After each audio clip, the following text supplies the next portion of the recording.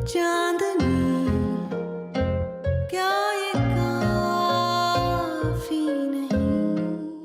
Shahnawaz gas lighting के माहिर हैं, इसका अंदाजा तो तुम्हें हो ही गया होगा। सारी जिंदगी गुजर गई उनकी हाँ में हाँ मिलाते हुए।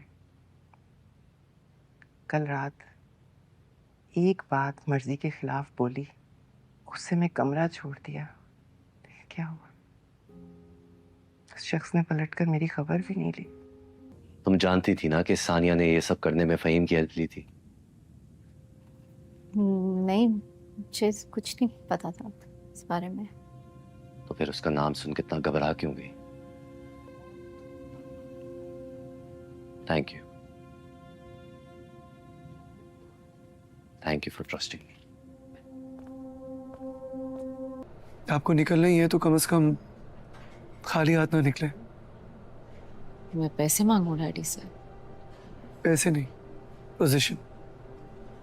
आपने डैड से WHO की प्रोजेक्ट हेड बनने की बात की थी ना। आप शर्त रखते हैं कि आप डिवोर्स नहीं देगी अगर वो आपको वो पोजीशन देते हैं तो। वैसे भी सानिया ने जितना एविडेंस इकट्ठा किया है वो अभी तक हमारे पास है। Daddy doesn't show it but he is very scared. इसीलिए उन्होंने सानिया को इतना इमोशनल ब्लैकमेल किया कि वो चुप कर गई। फहीम को इतना अंडर प्रेशर रखा कि वो अभी तक मुंह छुपाता फिर रहा है। क्या मैं तुम पर ट्रस्ट कर सकता हूँ फिर से? अपने आप से पूछो, तुम कभी गलत नहीं होते। ठीक है, मैं तुम्हें कुछ रिपोर्ट्स भेज रहा हूँ, कल सुबह तक उनका एनालिसिस कर लेना और कल से मुझे ज्वाइन भी कर लो। मैं अपनी गलतफहमी दूर करना चाहती हूँ। आपको मेरी परवाह नहीं है, अपनी रेपुटेशन की परवाह है। अगर मैं मर गई तो लोग क्या कहेंगे? इतना बड़ा सेलिब्रेटेड ऑन्कोलॉजिस्ट जो कैंसर को हराने पर इतने बड़े बड़े लेक्चर्स देता है, कैंसर रिसर्च का हिस्सा है, उसकी बीवी अगर कैंसर से मर गई तो कितनी बदनामी होगी, है ना? आज से 30-35 साल पहले जहाँ मैं खड़ी थी और जो मैं महसूस कर रही थी, आज भी सब कुछ वैसा ही है। कुछ भी तो नहीं बदला। आपके फैंस हैं ना पप्पू, आप लिखें, क्या पता उनमें से कोई पढ़ के ये साइकिल तोड़ दे। नहीं करूंगी कोई सवाल। तो क्या वो यहाँ तुम्हें छोड़कर गया है? नहीं पप्पू, मैं खुद ही आ गई हूँ। मैं देखना चाहती हूँ साथ कहीं उन मर्दों में से तो नहीं है जो दूसरों की गलती की सजा अपनी बीवी को देता है।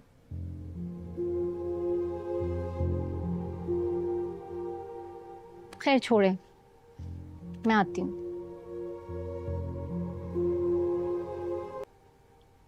लेकिन चले, अच्छा है जरा बीवी 4 दिन मैके जाके रहे तो शौहर को भी उसकी अहमियत का अंदाजा हो जाता है। और ये क्या बात हुई, बॉस को तो गले से पकड़ नहीं पाया, सारा जोर बीवी पे चला दिया। हद है।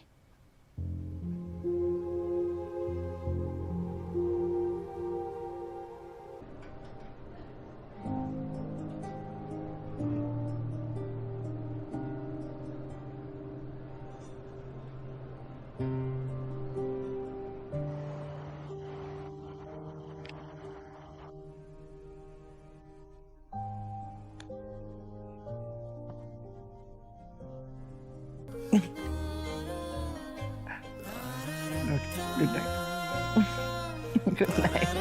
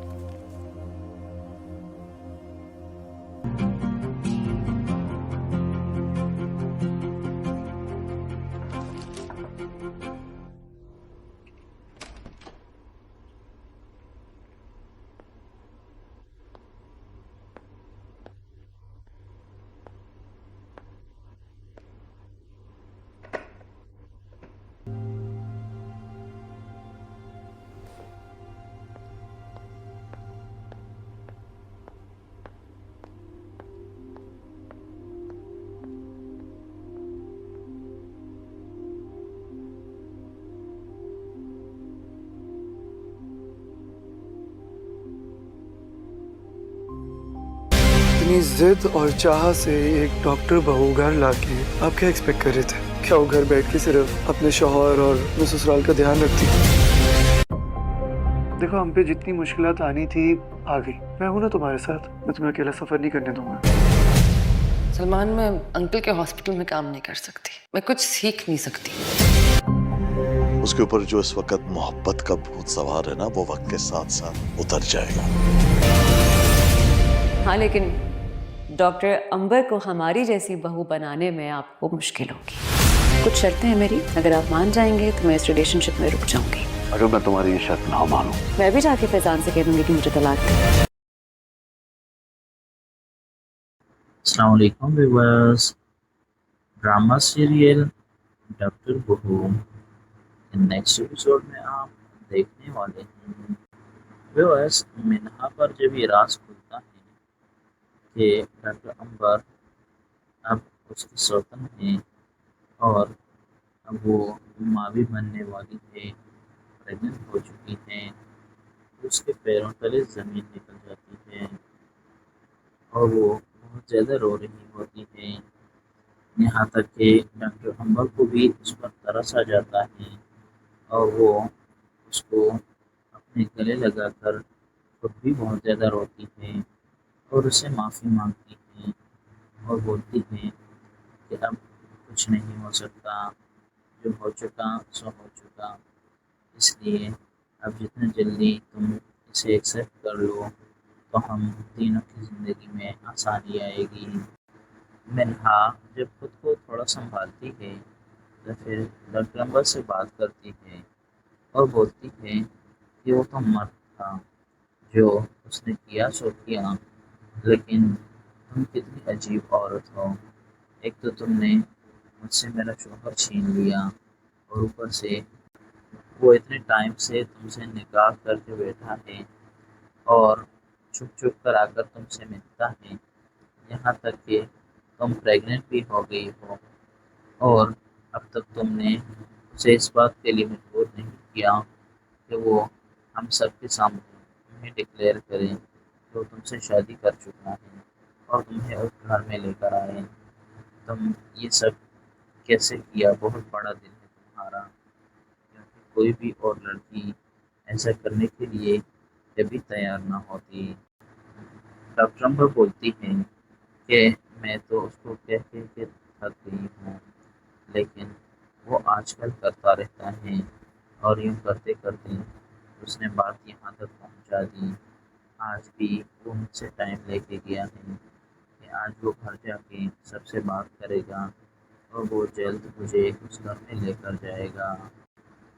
मिनहा बोलती है कि तुम्हें शाहनवाज अंकल का नहीं पता, पूरे घर पर उसका कंट्रोल है, उसकी मर्ज़ी के बगैर घर में कुछ भी नहीं हो सकता।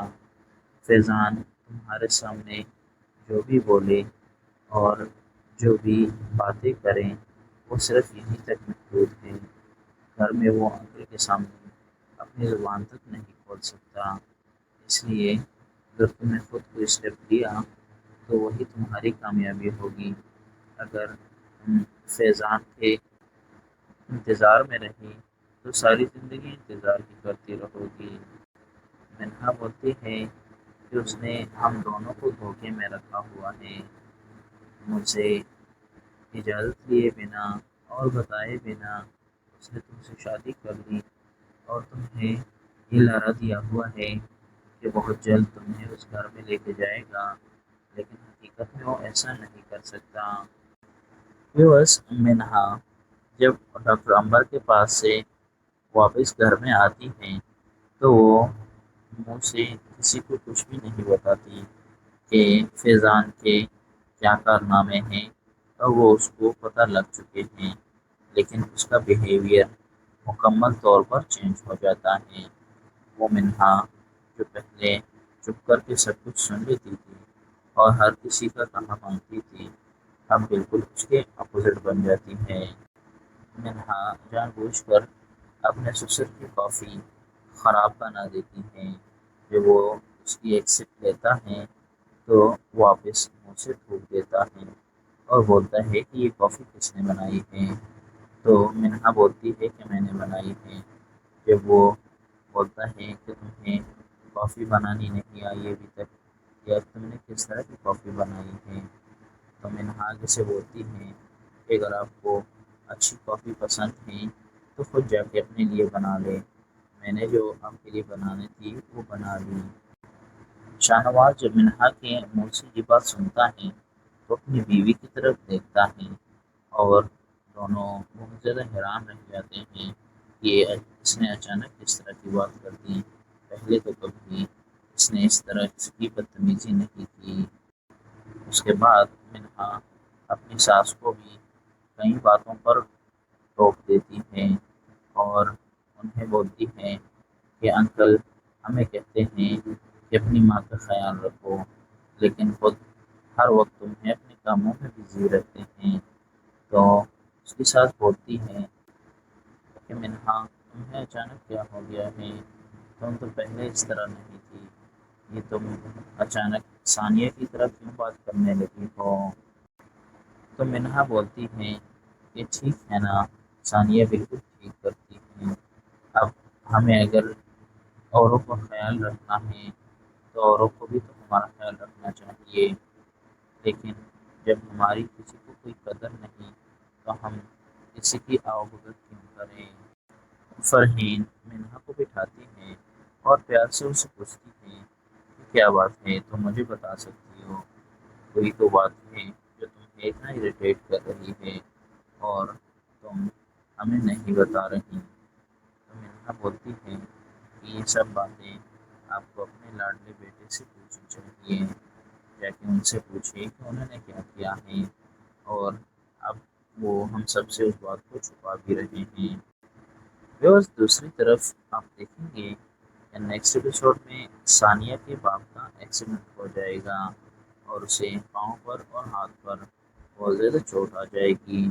اس بات کا سن کر سمیرا اور اس کا ہسبینڈ ڈاکٹر سعد بھی ہنی مون سے واپس آ جائیں گے، اور سلمان اور ثانیہ بھی اسلام آباد سے واپس آ جائیں گے۔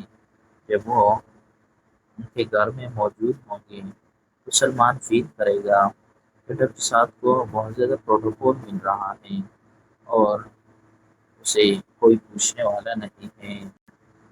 یہ بات سلمان کو زیادہ دیر تک ہضم نہیں ہوتی، اور وہ ثانیہ سے بول دیتا ہے کہ اگر میں بھی ڈاکٹر صاحب کی طرح کوئی ہائی پروفائل ڈاکٹر ہوتا تو تم سب میرے بھی آگے پیچھے گھوم رہے ہوتے، اس طرح سب ابھی ڈاکٹر صاحب کے آگے پیچھے گھوم رہے ہیں۔